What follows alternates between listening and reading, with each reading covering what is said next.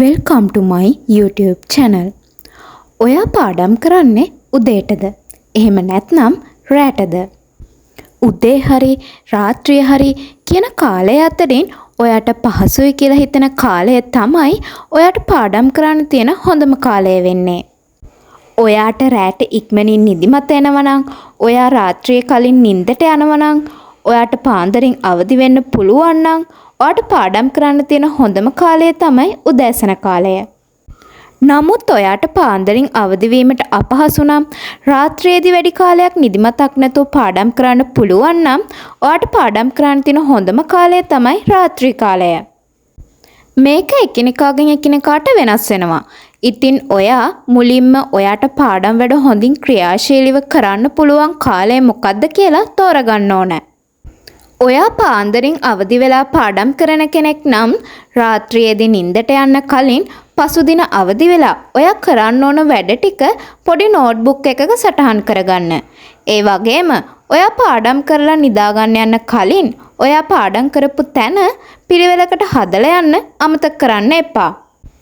නැත්නම් උදෑසන අවදි වෙලා ඔයාට පෙර දින පාඩම් කරපු තැන හදන්න වෙනවා.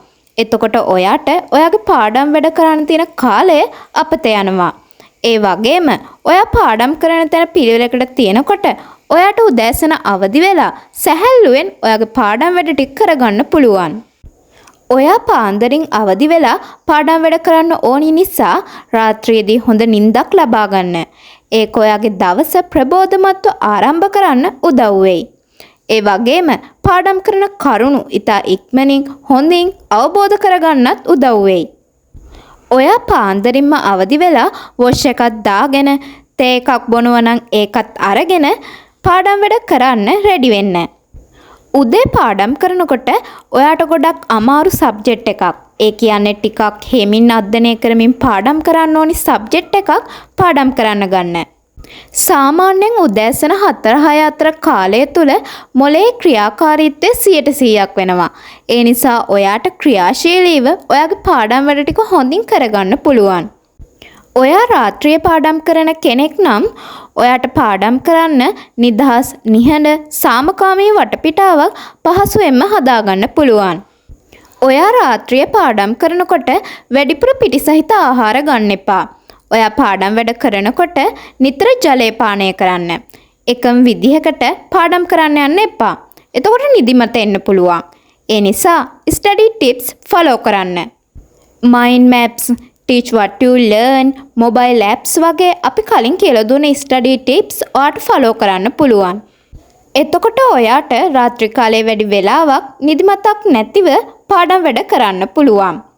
සාමාන්‍යයෙන් රාත්‍රී කාලය තුල පාඩම් කිරීම මගින් අපේ මනසේ නිර්මාණශීලී බව වැඩි වෙනවා.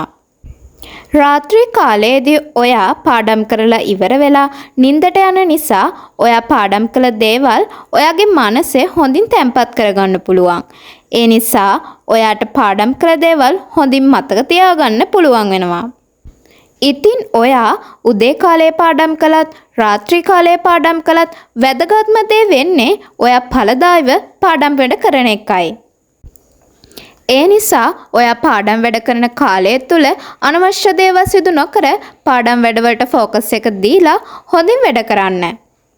ඉතින් ඔයාට පාඩම් වැඩ ඵලදායීව කරන්න පුළුවන් කාලය තෝරගෙන පාඩම් වැඩ හොඳින් කරන්න. අපි ආයෙත් තවත් වීඩියෝ එකකින් හමු වෙමු.